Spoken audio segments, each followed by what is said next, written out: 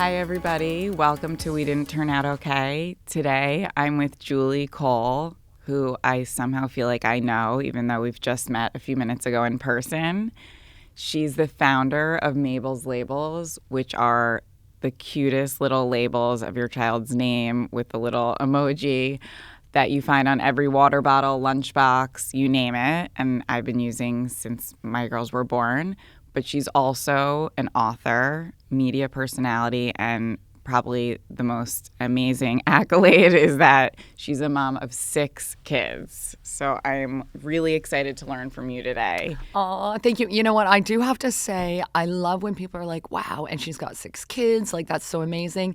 And I'm always like, let's just wait and see how they turn out entirely before we get too excited about and give me too many accolades. Huh? Well, you're here and put together and standing. So I it's an achievement. Yes. Can you share with listeners a little bit more about who you are besides my, pretty straightforward intro, and a little bit more about your kids' ages? For sure. Okay. So as you mentioned, I'm the co-founder of Mabel's Labels, which started 22 years ago, which I cannot believe, when I was a mom of a mere 3 children. And it started for 2 main reasons. And I think that's important to get out there, because I think whenever you're starting something new or doing a pivot, you have to know your why. And so the first reason was there was a product missing from the market.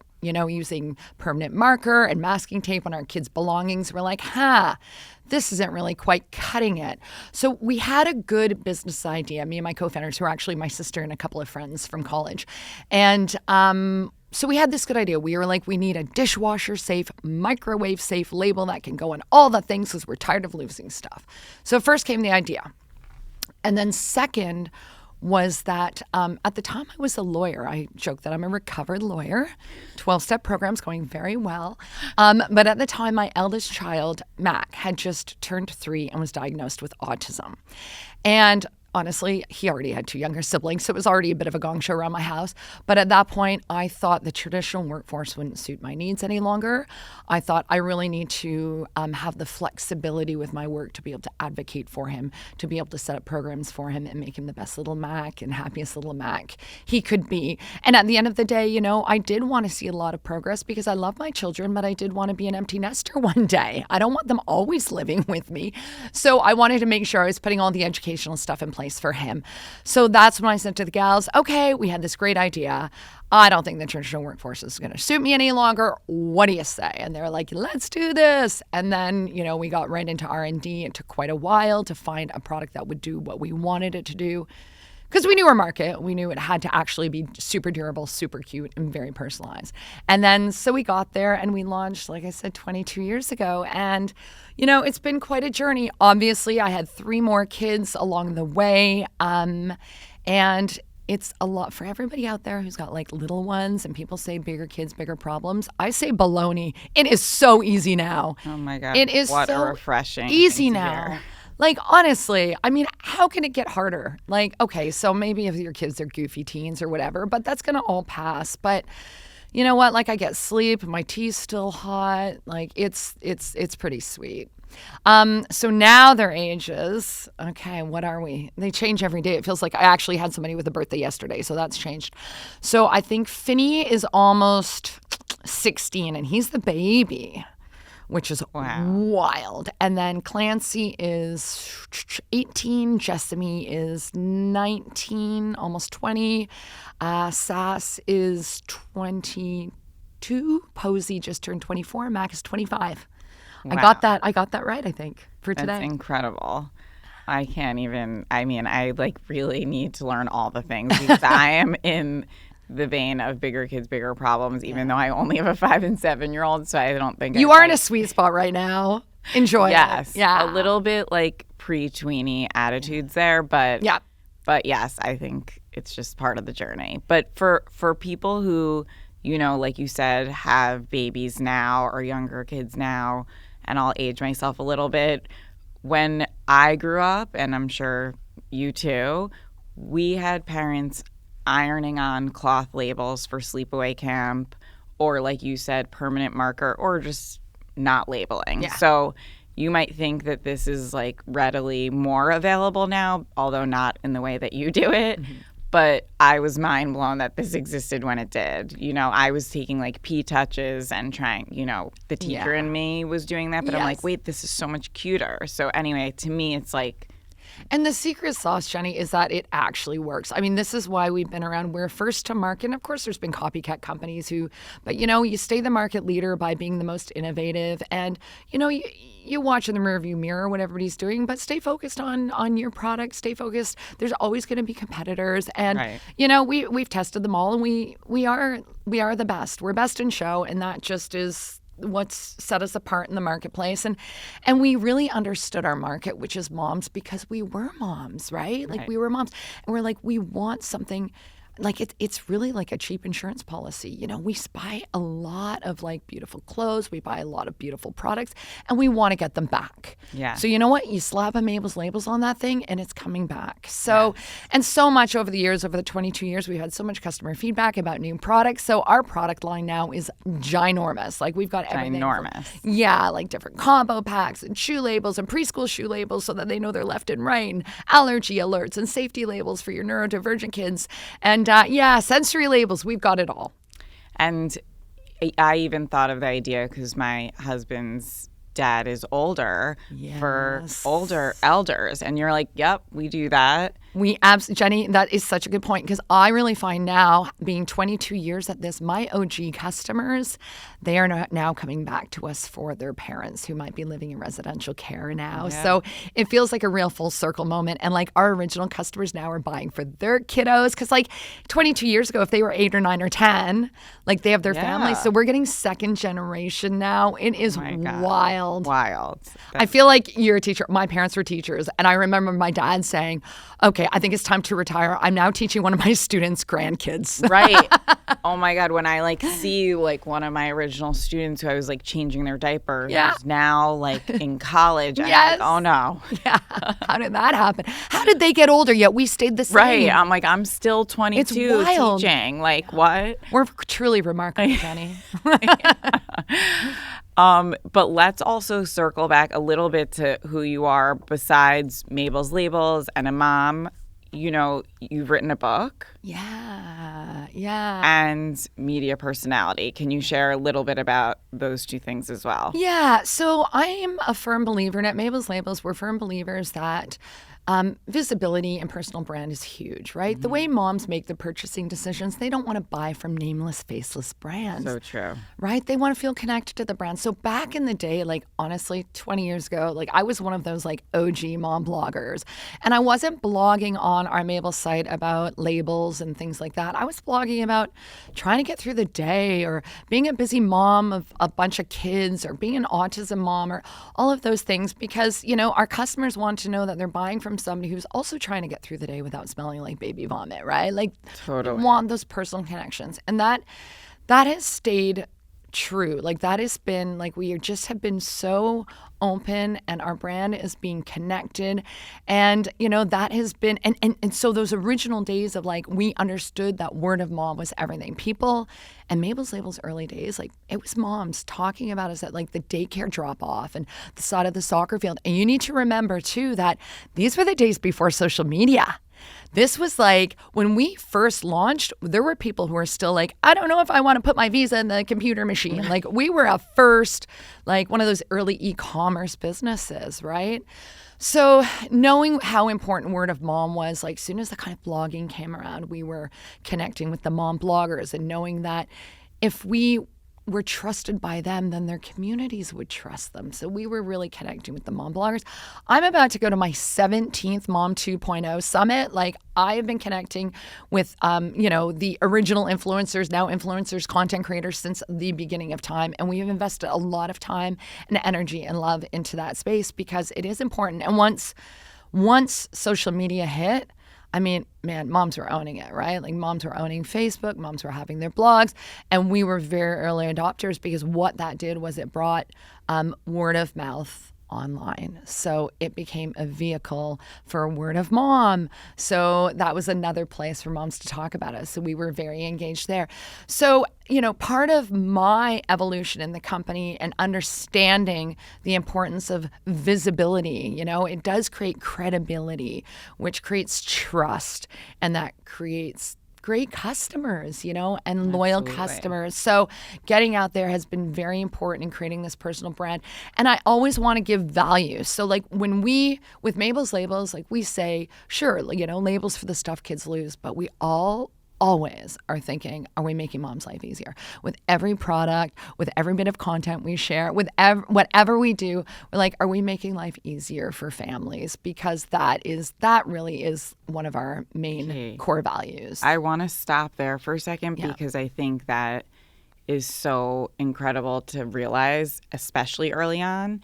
Because if you think about social media when it started, yes, moms were owning it, but I even know for me when I started like 7 years ago, I really still felt like social media was not necessarily so much the real, but the beautiful. It was like, I just had a baby, but look, I'm like walking on the street showing my outfit. Yeah. And I feel like it didn't give justice to what motherhood really was like. And when I started, I was like, I'll be part of that and like share not necessarily fashion, but like how you can connect with your kid and talk your baby through the diapering, which I did as a daycare teacher. And then I was like, wait, I'm like leaking and like my husband is not helping and my mom is like pretending to help and I like I'm not sleeping, and how can I be putting content out there not sharing that? Good on you. And so it became like raw and vulnerable too, and I like took a leap, but it's really how I feel I've connect, like not only just for my followers but for myself too.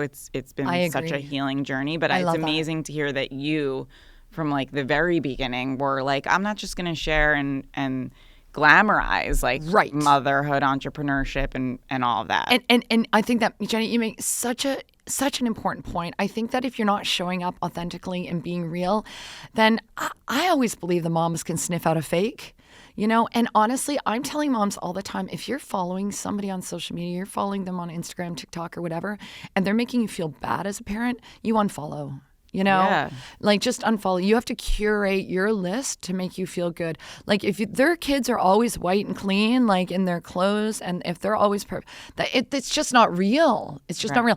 And I do like your point about the glamorization of motherhood. And I also feel that very deeply in entrepreneurship. I think entrepreneurship is very hot right now. People think it's very cool. They think they're going to be getting TED Talks and book deals and speaking engagements and get to be on Jenny's podcast and all those things. But really, like, it looks for me, I mean, it was like, okay, well, we're also spending a lot of money on therapy for my kiddo. So we're not getting a new car. We're not going on holiday. We've given up my salary. So, put the kids to bed, and it's not like pour a glass of wine and throw some Netflix on for some binging. It's like getting in the basement and making labels till 2 a.m. when you're pregnant with your fourth kid, getting up at 6 a.m. And it's really not pretty. So people like romanticize what entrepreneurship is. And I think they romanticize what motherhood is too. Yeah, absolutely. And I think it's such a slippery slope. Like even me, I don't know if you'll relate to this. Sometimes I'm like, oh, I want to disclaim like, oh, it's a mess, like because I was out. And I'm like, why? Like, there is this level of like, feeling perfectionistic in a way, whether it's your personality or you just don't want to be judged. And like I'm now in my 40s. I'm turning 42, I've realized like just how much that's just not helping anybody, even myself, which I want to get a little bit more into later about how that permeates to our kids too. Like we can pretend to be like mistakes are good and imperfection is good, but our kids like sniff us out just like those followers do. And they're like, you're saying that, but yet you're going crazy over like, caps missing on the markers, mom. So not crazy. But nobody wants like, to dried out I markers. See you. Right. Okay, that wasn't a good example. Right. Even though I'm like, it's fine, the marker caps are here, and then yet I'm like, there's scrap. You know what I mean? So totally. I think there's, a growth process that happens for us as those real content creators too, and like that we honestly have to keep kind of checking ourselves with. And I really want to emphasize a point that you just made, which is We can talk to our kids and tell our kids all we want. Parenting is a role modeling gig. Yeah. 100%. A real authentic one. It is a role modeling gig. So I would model the behavior you want to see in your kids. If you whine and complain all the time, you're going to get some whiny, complainy kids, you know? So you make sure that you are the person you want them to be, because that is what they're sniffing out, as you said. Yes. Yeah. Totally. And it's also why having kids really it's the most self-aware journey ever. I can tell you as a mother, like I said, nothing ages you like having daughters. Like I see them now and I'm like, oh, I used to look like that. Yeah, I remember that. But I want you to finish, or not even finish, but talk a little bit about, you've written a book. Yes. Okay. Yes. So anyway, what I was getting to there with all of the visibility stuff was the media personality stuff and being out there and, you know, and providing value. So when I go on TV, I'm not going on and talking specifically about Mabel's Labels. You need to offer something, especially now with the climate, because a lot of TV is paid segments. And I don't do that. So what I'll do is like how to get your kid ready for camp, for sleepaway camp. So I will go through like my favorite towels, my favorite like tips. How do you know your child's ready? And then I'll end with, and also you don't want to lose your stuff. So make sure you throw some Mabel's Labels on. So I'm providing really great content. Or it will be Autism Awareness Month. And I'll talk about, you know, my journey and the things that I found really helpful and where to find community and great resources. And then I might say, you know, and even they'll just say Julie Cole from Mabel's Labels, parenting author and mom of 6. And that's enough for me. So I think, you know, being in the media is really, PR is very important because it's like a testimonial. And, but I do think there's been such a shift, and you have to, if you're a business owner or you want to get out there and be seen, you have to follow those shifts. I mean, I think being on a podcast with somebody who's got an engaged audience is just as important or more important, right? Then, because you've got to think about who is your message getting out to. Yeah. And that changes. And that's like who you turn up for. Like our original moms, they were all on Facebook.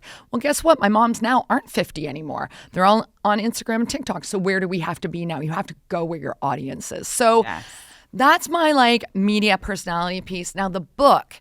So I always had on the list, like, I should do a book because, you know, I've got so many business hacks, mom hacks, life hacks that I need to share.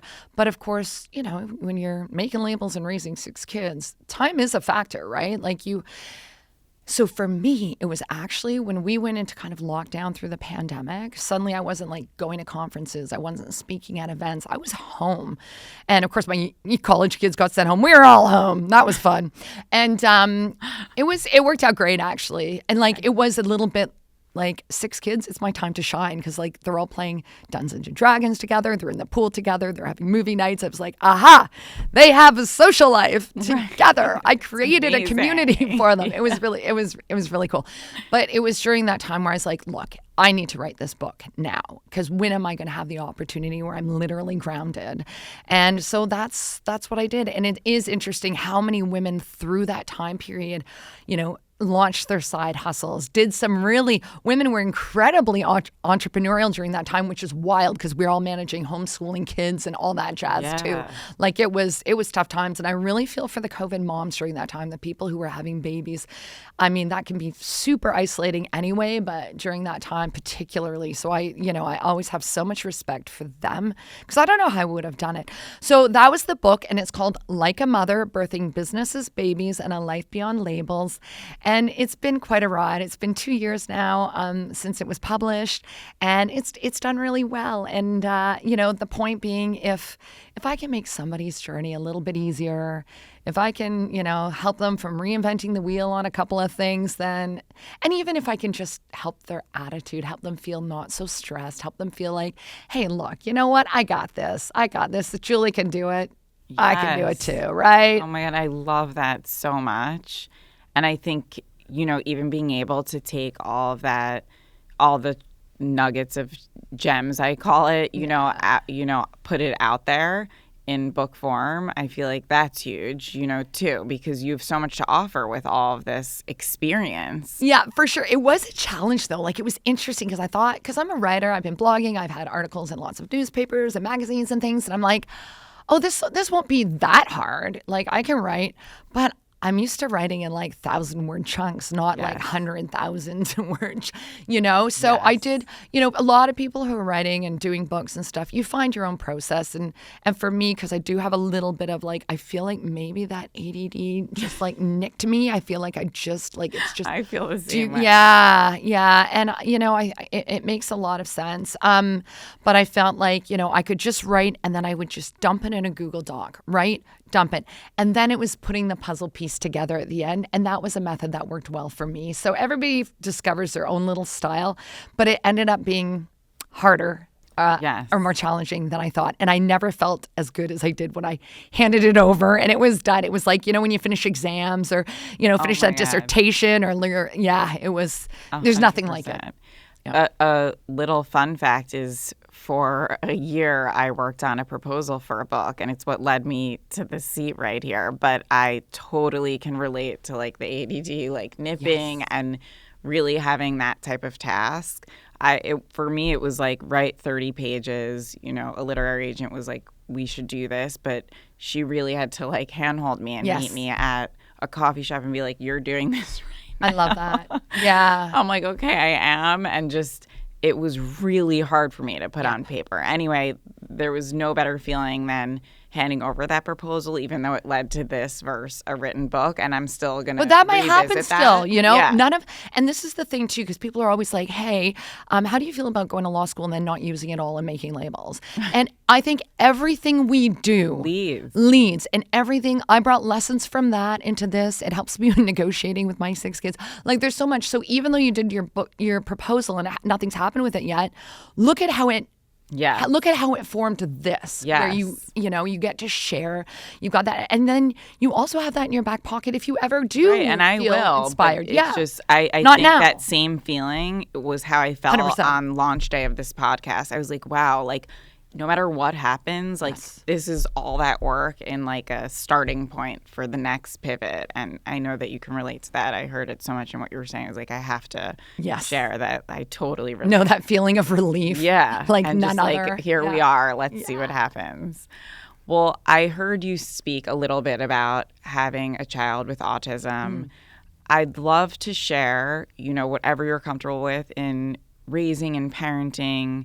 Okay, so when my son got diagnosed, look, it was a little bit of a hard pill to swallow. Always, you just want things to be easy for your kiddos. Like I said, I wanted to have an empty nest. I didn't have a crystal ball to see what his future would look like. I was like, is this going to be a kid who lives at home forever? Is he going to be a taxpayer? Like all of these things, go through your mind. And I think my sister described it that I had like 1 minute of denial because I knew something was up, and they'd tossed around semantic pragmatic disorder. I'm like, no, that's not it. I do my research, right? And then so when he finally got the diagnosis, all of a sudden I was like, oh, I think I'll take semantic pragmatic disorder. Like, can I shop around for a diagnosis? So I took a day of denial. I'm going to say that I had a couple of days of mourning. I just wanted to crawl in a bed with my son and just like be like, oh, what's his life going to be like? How is it? You just worry so much, right? And then after that 2 days, I was like, right, here we go. This. Let's go. Here's now this is my action plan. And I just went into research and I went into, we were living out of country. I changed countries because the treatment was better back home, like all of this stuff. And I got to tell you, we went hard. So we were, and this is years ago because he's 25 now, we were spending $40,000 a year in therapy, living like paupers. But I will tell you that, now it's all paid off. And it's like anything, invest in them, even your neurotypicals. If you invest in them, spend the time, get them independent, it pays off in the end. So yeah. He was your first? He was my first, yeah. So then like I said, we did a lot of programming, and I did ABA. So my basement was turned into an ABA center, and therapists were coming in and out all day. Now people think ABA is like hard on kids. He loved it. In fact, so much so that cousins got involved, his siblings got involved for double sections because you want to do peer role modeling. And I had an incredible program director, and she even would go to his school and meet with his teachers, and they would listen to what she said. And we really were a team. And in fact, everybody in my family, aunts, uncles, grandparents, all got trained in ABA. They all had required reading. They all knew what was on his program that we were targeting. They knew what had moved to maintenance, that we were making sure he didn't lose that skill so that they could implement that. And it was Team Mac. You were either on board or you weren't. And if you weren't, bye. And honestly, and I did, because these are the days kind of before social media. And when he got his diagnosis, I wanted to let everybody know, but I wanted to frame it the way I wanted it to be received. So I remember it was like Christmas time, and I wrote a letter to everyone and photocopied it. This is back in the day, right? And it just said, look, this is where we're at. Matt got this diagnosis. These are our expectations. If you want to help, this is what you can do. This is our attitude towards it. So it kind of laid the groundwork. And I thought it was a really great way to do that, especially when you don't want to give the news over and over again. I have a friend who just suffered a loss, and we were talking about it. And she's like, I just can't tell the story over and over. I'm like, that's right. So maybe try and take an approach like this and let them know what they can do to help, give them instructions, and let them know how you want to be approached. And it's a good way to go. So that's what we did, and everybody was on board. And I can tell you now that Mac, so he graduated from college. He's backpacked around Australia. He's got friends that he goes to the cottage with every summer. He's a wonderful son and big brother. He's actually back in school right now. Forget this. He's going to be a funeral director. And he is killing it. Oh, can I say that with funeral director? Oh God, I'm too funny. But anyway, and I love it because it is something that he is passionate about. He will always have a job. Yeah. You know, all my other kids, I'm like, oh, they're going to land. I don't care. Like, whatever. And so, you know, and he's a black belt, and he's got his driver's license, and he's a lifeguard. He's all these things. And I often joke that on my deathbed, I will say he's my life's greatest achievement, and the other 5 are okay too. Oh my God. I love that whole journey and like current update of it, you know, and clearly he's found that passion. No one could have handed that over to him and been like, this might be appropriate for you. Yeah. And so to be able to even say that your son has found that, you know, I mean, look at what we've just shared about finding our passion. Right. You know, it's such not a straight line. Yeah. And how old is he? So he's 25 now. I mean, that's amazing. I know. So he's in school. He's finishing school this year for that, and then he'll have an internship, and then he'll start his career. And yeah, it's very exciting. The other thing too that has been remarkably helpful, and just kind of, as the kids would say, on accident, is having all of those siblings. Like, honestly, he shared a room with people. He had bath time with people. He had all these sisters who like pulled him into imaginative play, made him communicate. And from a parenting perspective, I was like, I didn't let him off the hook, right? Like, everybody clears their plate. You too, right? You too, Mac. Everybody makes their bed. You too, Mac. Like, I feel sometimes, you know, I've got friends in the community and they're like doing so much for their kid. And I'm like, dude, now you've got a kid who not only has autism, they're also a spoiled brat, right? So we have to make sure we don't. And my kids will call me out because I will still be like, okay, Mac, let me help you get ready for this interview. And they're like, Ma, stop infantilizing him. He's got this. I'm like, and he's like, Ma, I got this. I'm like, I know. So I do still fall into the habit of doing that, but you have to really, you know, check yourself and make sure that you're setting high expectations. Otherwise, they're not going to live up to them. And I did find that having a bunch of other kids was helpful with that because there was a general level that we had to be at, and he was expected to be as well. Oh my God, that is so important. Yeah. And someone who only has 2 children, I just learned from that. You know, it reminds me of, you know, when I'll drop off my youngest at school and see that she's like, Mommy, pick me up, or, you know, she's my baby. Yeah. For better or worse. And, you know, that being around other kids helps check me, right? Yes. And it's like you had that built in. And I don't mean the comparison, but just seeing like, you know, the importance of empowering and believing in what they can do will help them believe in that, right? For sure. And, you know, to your point about the new product, like I would create things, but everybody would use them. So I might have it for Mac, but it was for everyone. So I had this thing called my Ready, Set, Go board. So in the morning, I didn't want to be that nagging mom who was like, did you put your lunch in your bag? Do you have your gym clothes? Do you have your project? Do you have your... So I would have a board for each of them. And then they would go and mark off when they did their thing. So it was really for Mac, but then it was a good tool for everyone. Because then like if somebody's looking deer in the headlights, I'm like, Posey, go to your Ready, Set, Go board. I don't be like, Posey, brush your teeth. Posey, do this. I just be like, oh, maybe check in on your board. And then she would get back on track. And then when they were done that, they already were leaving for school feeling like they were accomplished. And we had peaceful mornings because we weren't, I didn't want to spend my mornings yelling at kids and nagging at them. And it helps build that independence. And with 6 kids, that you need to build that independence. Yes. You know? It's amazing because we didn't even talk about, I don't even know if you knew that I launched visual routine boards, but one of the boards, we didn't talk about this before, is called the I Can Do It board. Perfect. And it's for that reason too. It's not just like their schedule. It's like, what do I want my child to be able to do on their own and what I know they can do on their own? And I say to parents when I'm talking about the product, oh yeah, I blame it on the board. Like they'll be like, Mom, they'll be playing and not have socks and shoes, and I'll be like, it's time to put on socks, and they'll be like, Mom, I'll be like, we have to look at what the board says, or like, what are we doing today? Blame the board. I love that, Jenny. It's like the third party. And of course, blame the board sounds like a little bit negative, but it's that third party. They don't want it to be us. They want it to be like their tool guiding them. And also, like, I'm a big fan of natural consequences, right? Yeah. So, like, for me, my blame the board is like, my kids know, and like we're busy moms. We have kids, we have jobs, we have other things we do. I'm involved in community stuff, whatever. And my kids have to respect that I have to be very productive. So part of what I do, I talk about this in the book, and everybody's like, you're such a meanie. But it's not. It's a natural consequence. So what I do is like, say, for example, my kid forgets to bring their lunch to school. I don't bring it to them. They'll find a granola bar. They'll find an apple from a sibling, whatever. I don't care. Like, nobody's had scurvy yet. Nobody's like malnutrition.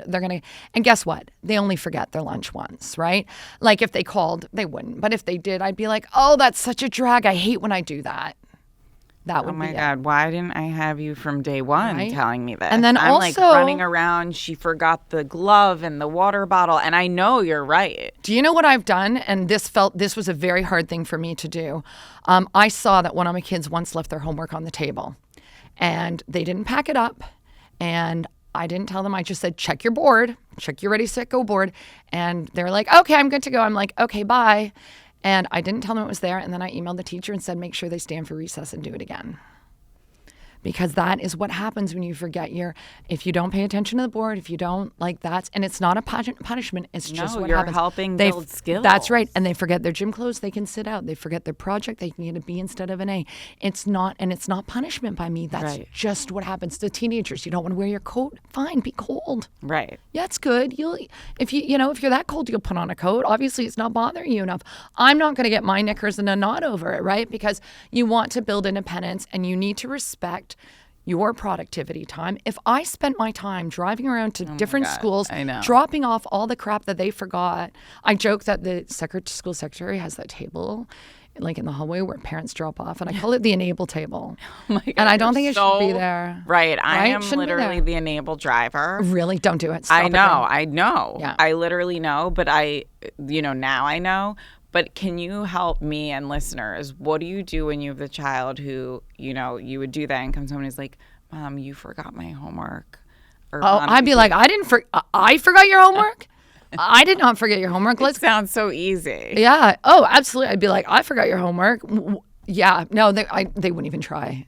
Like, right. Yeah. They would. Yeah. My youngest would. He pulls it a bit. He's a little neurospicy himself. He's got a little LD and he's ADD, ADHD. So little learning disability, little processing thing, right? So the rules do have to change a little bit for the kids, depending on their, whether they're neurospicy or, But for the most part, I do find that sticking with the natural consequences really works. And I don't punish them, but I won't help them. But I'll be like, okay, bud, let's talk about some strategies. Right. Okay, you forgot your homework. I didn't forget your homework because this is one of the things that's your responsibility. So let's see, what can we do to make sure should we put a sign by the front door? Should we, maybe pack it the night before? And your board didn't forget. It was on your board. Blame the board.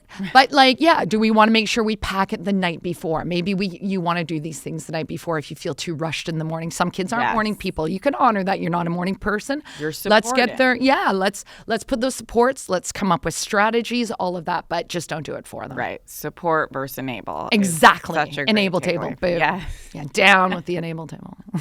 Oh my God. And they don't get mad at you. Like, honestly, I know, you're they won't. right. And if they do, then it's time to revisit. No, you're right that they don't. It's like, that people-pleasing, perfectionistic, like my own stuff, the whole premise, we didn't turn out okay. I need to be okay. Yes. With them not suffering, but dealing with the consequence of forgetting things. I mean, I think it's like half why executive functioning is a little bit hard for me. Right. My mom always I don't blame her, but no, I think that she's trying to be helpful, right? Of course, and the most loving. Yeah, but the thing is too, for me with 6, there's not a choice. I've got a lot of friends who have singletons or 2, and they're like, oh my gosh, Julie, sometimes it's just so much easier to do it for them. I'm like, I know, but remember, short-term easy is long-term hard, right? So for them too. Yeah, and they're like, okay, I just one kid, it's easier just to put their shoes on and get the heck out of the house, right? But you have to be like, okay, I know it's just one and it's easier for me to do it, or it's easier for me to just buy them the Lego that they're crying for, or it's easier. I didn't have that option. I'm like, I'm not buying 6 Legos. I'm not putting on 6 people's shoes. Right. So when they're little, it was like Crocs all summer long. They could get them on themselves, those sorts of things. So you do have to, I think when you have 1 or 2, make that conscious effort that even though it might be easier for you to save them in the long term, I always think I give my kids opportunity to solve problems now because today's problem solvers are tomorrow's leaders. So my little kid, my kids can get a phone if they can afford it when they're in high school, but I'm not a big fan of them having phones because I don't want them calling me all the time. Because I know that people say, but what about an emergency? The school secretary would call me. I never understand. The friends look I'll find out. Yeah. And I see what the emergencies are. They're like, can you pick me up at the mall at a different door? Right. Can I stay at Johnny's for an extra half hour? What time's dinner? That's not an emergency. Like you said, you're going to meet somewhere, meet there. It's fine. Right. Or you we do all what we did. were able to do it. And I do find too, I let my kids actually practice this stuff. So one time Sass and Posey were skiing and they were 8 and 9 and we were at Ellicottville and they ski on their own. 8 and 9, not with a parent. The 2 of them went off skiing. But they know also one time. So Posey fell, had a bit of an injury. The 8-year-old Sass was like, okay, what do? I find a friendly stranger. I'm always like, find a mother. So found a mother to stay with Posey, then went and reported the incident, and then came down the chalet where I was with the little babies. So, Spencer didn't call me from the side of a hill and say, oh, Mom, Posey fell and I don't know what to do. Spencer figured it out. So you know what? If they get the opportunity to figure out those little things, they're not going to be calling me when they're 30 to be like, Mom, help me pay my mortgage. They better not be anyway. Although with this economy, who knows? So yeah, I do think giving them the opportunity, problem solving takes a lot of practice. Let them. We don't want to be that snowplow parent who removes all the obstacles. Obstacles are great for kids. Challenges are great for kids. Failure is great for kids. Yes. Really good for kids. And you know what else is really good for kids? And we know that Harvard study of 75 years came out is chores. Kids who do chores, their trajectory for success is higher than kids who do anything else. So parents are putting their kids in competitive dance or rep hockey because they think that's going to do it. Nah, make the kid do some chores. That they become better team players. They're better roommates in college. They're better spouses. They're better team players at work. They know how to work together. They understand their value. And don't make it like they don't get paid to do chores. They're part of the family. That's what family I can do does. It, chores. That's it. Yeah, and don't be like, oh, it's chore day. Be like, okay, guys, let's crank the music. It's chore day. Let's go. Yes. Oh my God, I love that. I feel I actually wasn't brought up with chores, but I got that. I swear, I suggest this to everybody who wasn't brought up with chores. Be a waitress. Right.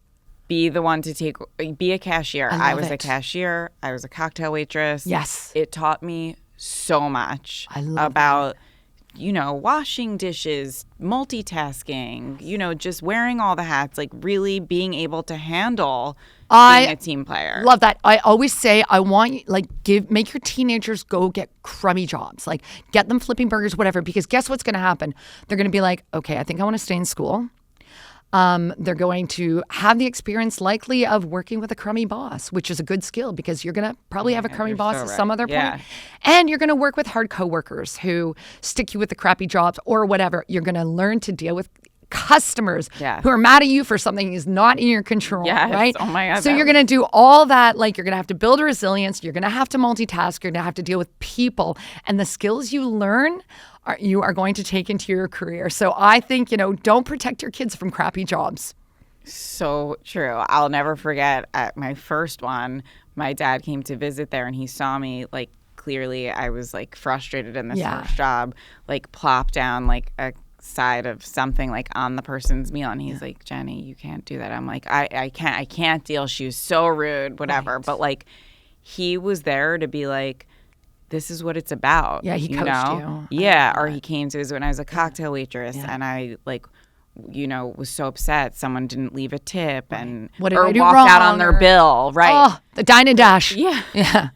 Literally. And but it's like he was always there, like kind of not every day, but he like just made sure to visit once, to be like, to remind me that that's what it's about. Like, you know what I mean? That like these are experiences you can't get otherwise. Yeah. And I feel like, the chores, the menial jobs like that, it's so, you learn so much. And I think you make up a good point with your dad there too, because I find like now as my kids are older, you move more to a coaching role. Yes. And I think that's like the pivot in parenting can be pretty tough because you're used to being like in control of everything and And then like they move out, they go to college, they have ideas, they follow their dreams. Like I've got one living overseas right now. Like they leave the nest. And that's what you want to do. Roots and wings, right? Create roots, give them wings. You want to see them fly. You're actually in training to give them the job that, you're doing the job that you kind of don't want to do because they're going to end up leaving you. But I think, to your point about your dad was, that's important coaching. That's how that shift happens. And that's a great shift.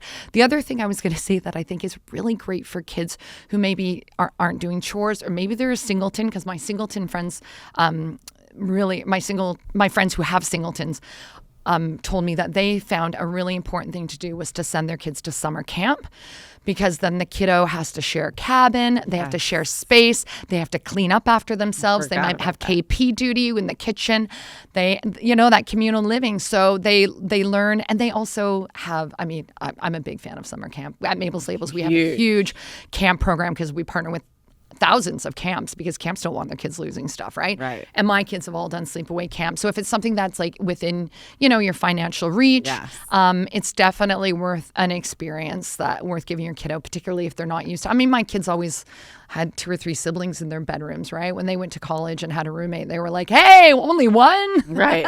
Yes.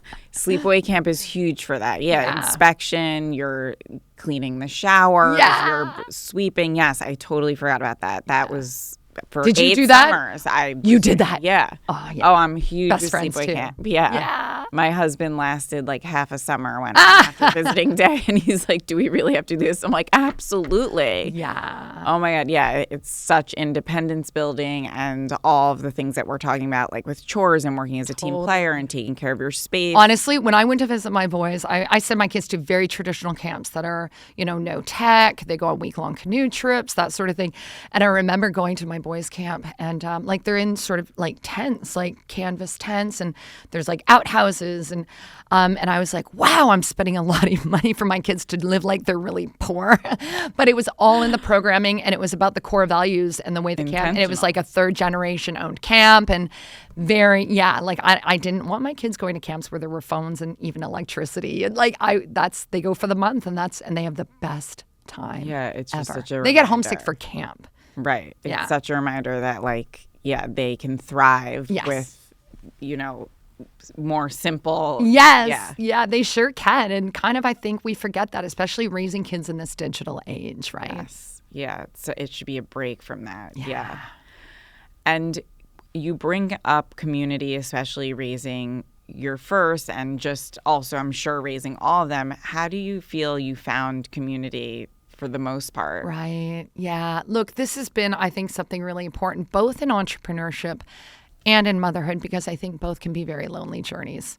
And I think it's very important to find people that you can connect with. And I mean, back in the old days, like they did, I don't even know if they do it still, but like MAC, my mother's group, like I remember going to it. It was like the neighborhood house. I was living in a city and like a midwife organized it. We all went once a week. And like I'm still friends with those women, like because we were in the same place at the same time and we followed each other. And like it's been such having that community. And now, I mean, obviously things change because now we've got online, right? So, I mean, back in the day for entrepreneurs, like you had to go to like networking meetings, you had to, and that was tough when I had all these babies to get to bed and that sort of thing. But now, you know, there are innovation centers and acceleration centers. There are places you can go. There's more resources available. There's online groups and webinars and things. So I just really think I am a firm believer that your network is your net worth, you know, making sure that you're getting out there because again, the journey can be so lonely. And when you're alone, those brain gremlins, they can start telling you things. They can tell you you're not good enough, that you're a bad mom, that your business is never gonna make it. Spiral. You know, and then you just meet with other people who are like, I've been there, I've done that, try this, or you're fine. What are you talking about? Why are you making that a big deal? Why are those gremlins talking? You got to shut that down. Right. So you got to make sure. And like for me, in a way, like it was great having co-founders because it wasn't lonely. If the brain gremlins got to me and I'm like, what do we think we're doing? They're like, we got this, Julie. Or if I was having a baby or one of them was having a baby, it'd be like, you stay home, we got this. So we were able to like, we had a community built into creating our business. But I did see a lot of solo entrepreneur friends back in the day really, really struggle with loneliness and isolation. Yeah. And it's feeling alone and lack of, you know, support and reaching out for that support. But it's also something you said that has helped be my reminder with the spiral is seeing others, you know, be in that so-called fire that when it happens to you, you feel like such a failure. You're the only one. Everyone's looking at me. I must be failing. For me, it was seeing other, you know, like at the kid's performance, seeing one not participate and seeing how that parent was like, oh, it is what it is. And then recognizing that if that were me, I would be in the spiral and like being inspired by that. Like similar to what you're saying when like the enable table and like when your kids forget, like if you can do it and that mom can be okay and accepting, I can. And these are things that we know inside, but that are really hard when we're in those moments. It is hard. And I've got to say that one thing that really taught me, I think having a child with autism, I really learned that I actually do not give a stuff what other people think. And I learned that, and that has been such a gift. And I remember the day I learned that lesson. I was teaching Mac that he needed to get me when he was hurt because he didn't do that. Like I would find out he's hurt because he was like bleeding. And because high threshold for pain for kiddos with autism, and also they don't seek you for comfort. And I thought when he was born, like I was just like, oh, he's just a really tough little toddler. And then I had Posey and I'm like, oh, she's really sucky. Why does she need me all the time? Meanwhile, it was because she was neurotypical. So when he was diagnosed, I was like, okay, I got to do things that teach him that he needs to recognize pain because it's dangerous not to recognize pain and he needs to come to me. So one day we were at the park and there were all these moms around. It was a city park. And every time Mac fell over or whatever, I'd run over. I'd be like, okay, baby boy, let me see. Mommy needs to kiss it better. Where did it hurt? Your knee? You need to come to mommy. Love you, love you, love you. Kiss, kiss, kiss, go. And then Posey would fall over and I'd look the other way because she didn't need that. She needed to get the heck up and wipe herself off and keep going, right? Right. And I was thinking, these moms must think that I love him and I hate her. But really what was happening was I was giving both my kids exactly what they needed. Yes. I am the boss of my kids. I am the expert in them. And if somebody wants to judge, why do I care what they think? And giving the power of that noise would be taking away from like what you need. I know what I need to do. Right. I'm the pro here. So you can think what you want. Like I was doing Let Them way before Let Them came out. Oh my I God. man. I love that you brought that up for sure. That was my, and so it was just, you know, that was that experience where I'm like, I just don't care. And like, honestly, you all could come to my house right now. I don't care if it's messy. Like when I'm at my funeral, people are going to talk about my gorgeous meals or my, immaculate house, but they're going to say they always felt welcome. And it was always I always hosted the party. I hosted after prom. There were 200 kids in my backyard. And everybody's like, why? I'm like, because what do I care? I love that. If I had a puker, I'd just set them up in the field with a chair and a bottle of water and check in on them once in a while. And people are like, I couldn't do it. I'm like, that's right. Everybody's different. And you have to do what works for you, right? There's no right or wrong. But I can tell you that caring what other people think doesn't work for anybody. It doesn't. And it's very hard to let go of, but you can practice. Yes. And you can do things in little steps, right? Yeah. I remember once being at a hockey tournament with one of my girls' teams, and the kids run around the hotel and they play manhunt, and they're about 8 years old. It's a hoot. They're playing mini sticks in the hallway. And this one mom's like, I'm so nervous. I just can't let her go run the halls. I'm like, how about this? How about you tell her she needs back in 10 minutes? Let's practice. She's like, okay, I can do that. So I'm like, just with kids, sometimes you have to break it down into manageable steps, sometimes parenting and letting go. So maybe you're not comfortable with your kid going to the park on their own. Say, okay, well, what about this? What if you just go and then you do a drive-by the first day?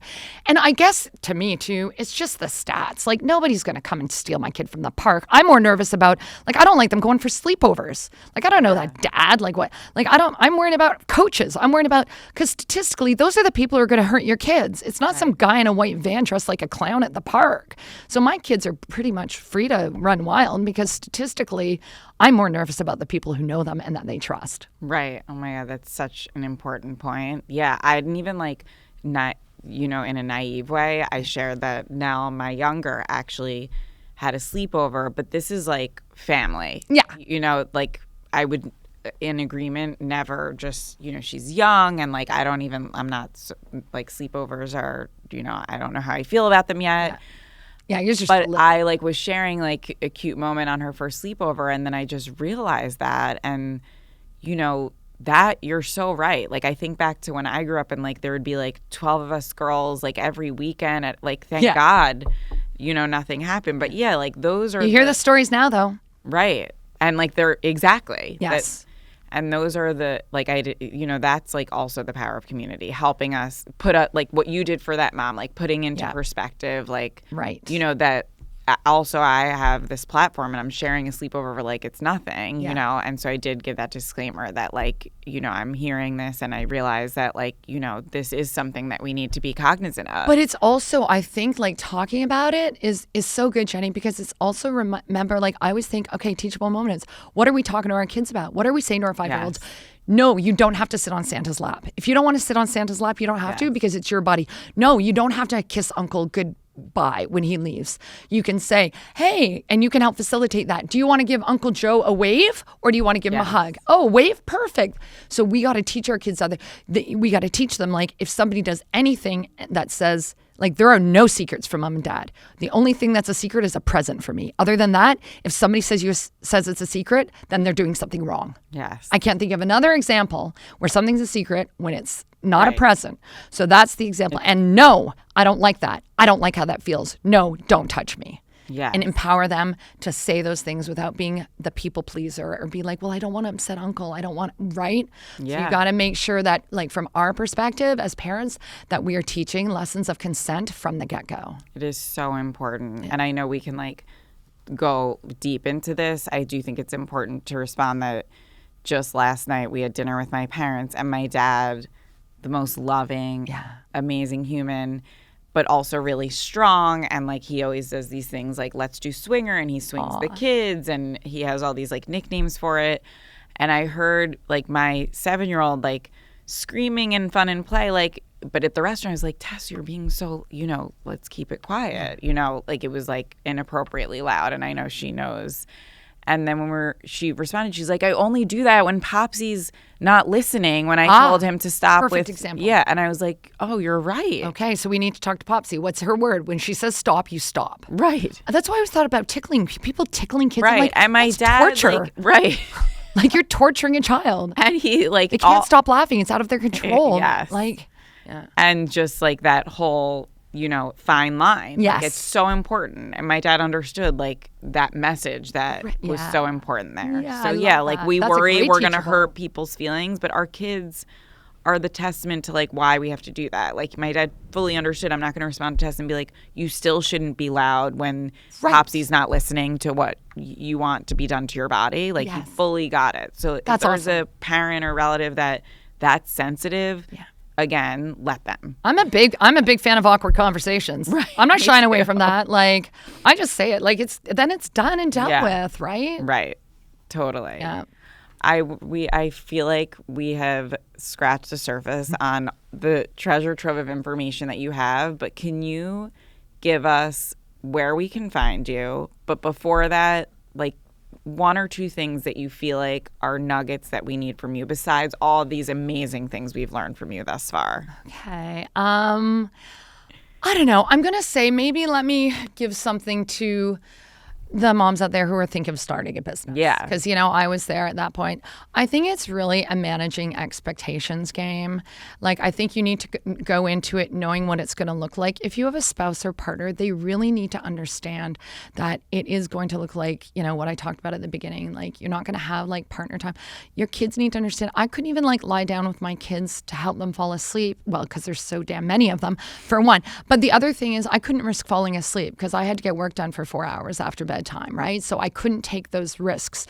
I feel like I have managed the balance, and sometimes it's going to be off balance. Sometimes you're spending too much time at work. And I gave up mom guilt 5 kids ago because if you're spending too much time at work and you start feeling that nagging guilt, then let that just be a signal that you need to make a shift. You're the author of your own book. Make that shift. Do something. And do something. And, be honest with your kids. Like my kids know that having a business means that I can be a little more flexible. I do go to the apple orchard with the kindergarten kids. I do go to all the hockey games, but I go in and I say, hey, during your hockey game, I'm going to be on my phone twice. I have to do 1 call for work and I have to do 1 email. But other than that, I'm going to be watching you the whole time. And then I stick to it. So if they look up from the ice, and I'm on my phone, they know, oh, she's probably doing that email. And then they get a goal and they look up and I'm paying attention. And I stick with it. So knowing what to expect, they know that if I did have a traditional job, I probably wouldn't be at the hockey or at the apple orchard anyway. So they know that the phone does provide with some flexibility and freedom, but that's to be managed. And you need to manage the expectations. The other thing that I really am a big fan of, and we kind of touched on it when we were talking about role modeling, is I'm just not a complainer because I see it as not very proactive. And I'm not saying I'm toxically positive because I'm not, but I am saying that talking about being tired is boring. Nobody wants to hear it. Everybody's tired. I've never said I'm tired and a bed arrives and says, or a fairy comes down and says, Julie, you need a nap. So if you're tired, you know what? Don't scroll in bed or do something else. Make a change so that you're not, again, because you don't want kids who are complainers, right? So do something that's proactive. Probably those are, managing expectations and managing your attitude. I always say when life gives me lemons, I make a gin and tonic. With a label on it. With a label on it. Perspective is the only thing that you can control. So have at it. Oh my God. Oh, and where can you find me? Yes, of course. Okay, so mabelslabels.com. But to find me specifically, you can go to mabelslabels.com/Julie Cole. And that's where you can find like my book and my media and all stuff like that. And I'm like on the LinkedIn and Instagram at Julie Cole Inc. And we're at Mabel's Labels. So find us in all the places. Oh my God. Thank you so much. I will be taking so much of this with me into my day, even today and beyond. And I'm sure listeners will take a lot of it too, your perspective and just all that you've done. And people will absolutely need your labels. So take advantage, listeners. It's helped me so much. Have things returned back home and, not need the enable table. Anyway, thank you all for listening today on We Didn't Turn Out Okay.